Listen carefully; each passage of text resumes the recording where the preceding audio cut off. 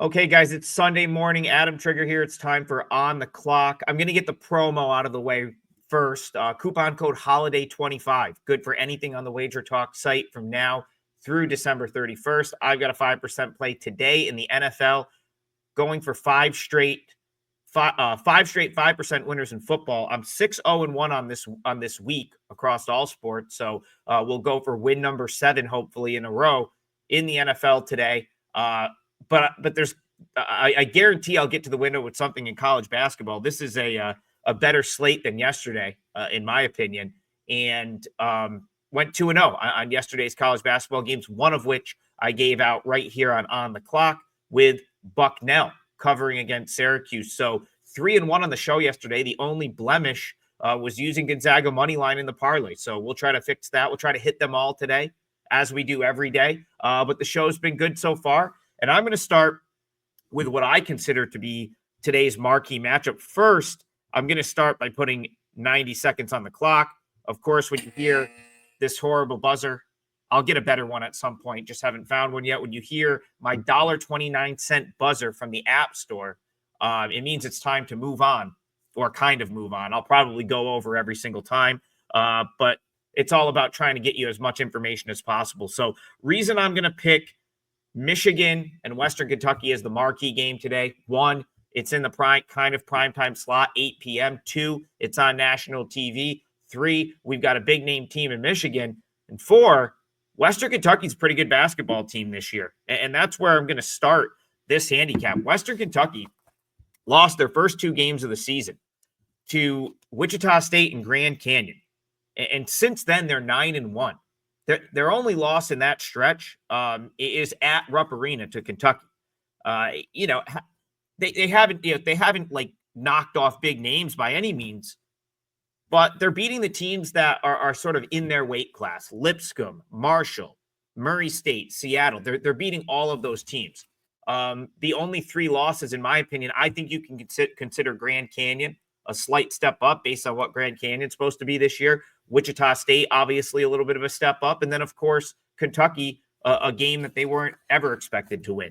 Otherwise, Western Kentucky's won all 3 of their games, and they do the right things, meaning that they do enough where I think they can compete with Michigan as it pertains to what the number is in this game of around 18.5. I'm a big believer in what Dusty May is going to do long-term at Michigan, even long-term this season. But I just don't think they're there yet. And I think you could kind of tell in losses to Arkansas and Oklahoma, even their blowout win last time out against IPFW, 18 turnovers, turning it over at an alarming rate, 14.7 per game. It is difficult to beat a quality team like Western Kentucky by margin when you turn the ball over like that. I've got this number closer to 14.5. It's 18.5 right now. I don't know if this will make my card today, but clear line value on Western Kentucky. And they also play fast. Western Kentucky plays very fast. They're going to speed Michigan up. Speeding Michigan up could mean more turnovers. I've got a pretty strong lean to the Hilltoppers plus 18.5. I think that's a pretty good bet. All right, moving on. We cashed another total yesterday. The Elon Marshall total under easily. And we'll try to do it again today. I'm going to kind of keep going back to the same teams. I'm not much of a totals handicapper, but I've had success picking them on this show because I'm focused on a couple of different teams. And so we'll go back to a team that we've had success with on this show a couple times already, and that is High Point. They host Norfolk State today, and we're going to look for the another under here on total of the day with High Point and Norfolk State. This High Point team, without Duke Miles, playing much slower than High Point played last year. However, they just came off of a shootout. They just won 94-81 against Southern Illinois. And I think that it's still sort of baked in, like how fast this team played last year. But I was just down at High Point, North Texas a couple weeks ago. I really felt like I was watching the same team play. And as we know, North Texas is synonymous with unders, right? Like they play slow, they defend. I really felt like I was watching the two of the same teams play each other. And so I think High Point now playing a team like Norfolk State, who wants to slow it down, run a lot of ISO, play in the half court. makes sense that this game would probably play under. Norfolk State's a well-coached team. They've got upperclassmen. What they're essentially trying to do is get the ball in the hands of Brian Moore, Christian Ings, take guys off the dribble, and get to the foul line. That's where Norfolk State is having the majority of their success. And then if they can kick and get an open three, they're decent at hitting the three. But it's really predicated on getting into the half court and working clock. And High Point's fine with that. We've seen them play that way multiple times this year.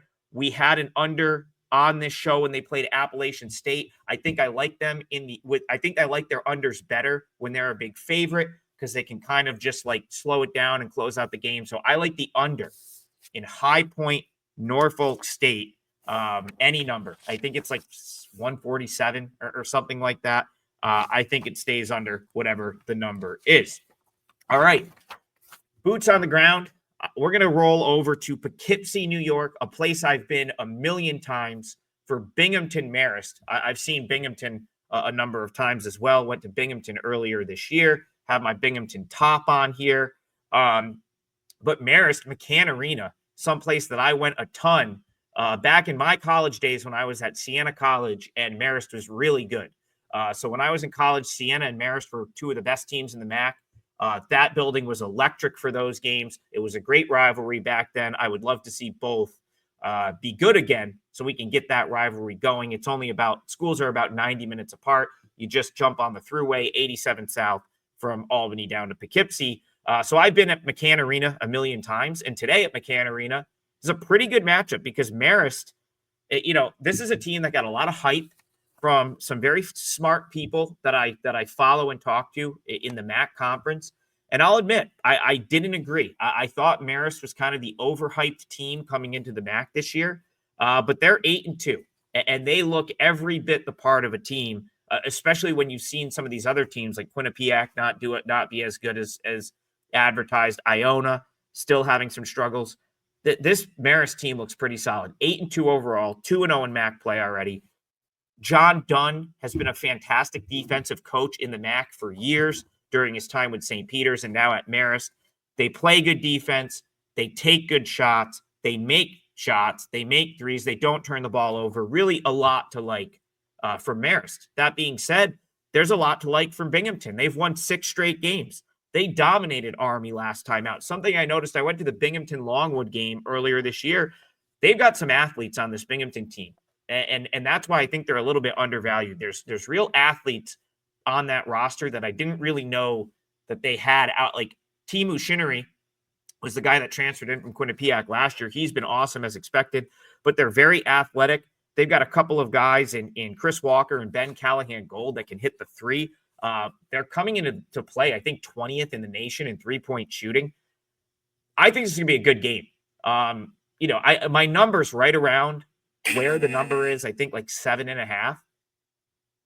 I like both of these teams. I don't know if I'll bet this, but Binghamton is much better than I thought. And I think their athleticism might allow them to hang around with Marist if they can hit the three ball, something they've done tremendously well so far this year. Like I said, 21st in the country in three-point shooting percentage. I lean Binghamton plus the points there.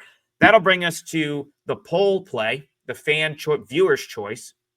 I threw up all the Missouri Valley games. We've got a full slate of Missouri Valley Conference basketball today, and the one that got all your votes was Belmont and Drake. So let's talk about Belmont and Drake.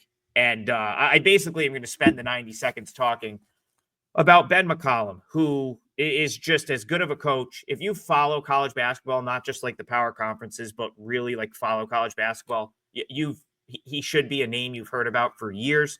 This dude was at Northwestern Missouri State in Division II for 15 years, 4 D2 national championships the past 7 years. Power conference schools have been trying to get him, or any school, just Division I schools have been trying to get him for years. He wouldn't leave, and he finally leaves to take Drake, and he's 11-0.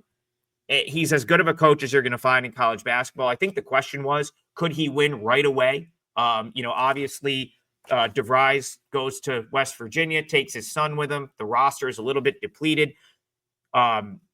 McCollum brought in a handful of D2 players. Could he win right away? The answer has been yes. Drake is 11-0. They play as good as I like watching this team play as much as any team in the country, and just the way they play the game. They take good 50% from the field this year. They take good shots. They make them. They're a top 50 defensive team. This team is no joke. I think they're superior talent-wise to Belmont. I think they're far better coached than Belmont. They're at home here where they haven't lost anywhere this year, but at home 6-0. I'm less of a believer in Belmont after watching the Irvine game. I was a little bit out on Belmont this year being like a top team in the Missouri Valley, and some of the way they let Irvine just sort of score at will confirm those suspicions. So I'm fine with a Drake minus 8.5 here. I'll throw that in as a show play. Drake minus 8.5. I think they run Belmont off the floor. I just think they're far superior. But we're also gonna use Drake in parlay of the day. We need to hit one of these. They got off to such a good start, quick 2-0, both plus money, and we haven't been able to hit one since. Like I said, the only blemish yesterday, our two-teamer money line, Gonzaga blows the game against UCLA, had them parlayed with Hampton, who won easily. So today's parlay of the day, we're going to use the Drake money line. I don't think this is the day that their unbeaten season goes down in flames. I think they win here. Iona, I just don't think Harvard is a very good basketball team. I've kind of been saying it all year, even with like some guys back, that team is just not very good. I don't think they're going to beat Iona today. This took a lot of respected money overnight, so I think you can toss Iona's money line in here. And I'll round it out with Tarleton State. I think they might get Freddie Hicks back today. D'Antoine Grimes and Marty Silvera both returned for the UTEP game, and they've now covered both of their games with those two back. UTEP and Oklahoma State, 2 covers as a big dog. Today they're a favorite. If they get Freddie Hicks back, which I expect him to play either in this game or in Tarleton's first WAC conference game, that could just be huge. So we'll go plus 140 on that money line parlay. Drake, Iona, Tarleton State with time to spare for the parlay. Hope everyone has a great Sunday. Follow me on Twitter at AdamTriggerWT. I'll certainly play something in college hoops today, which you can get all of with coupon code HOLIDAY25 at WagerTalk. It's good for 25% off anything on the site. I've also got NFL today, 5% play, looking to stay hot. Cash all your tickets. We'll see you guys tomorrow.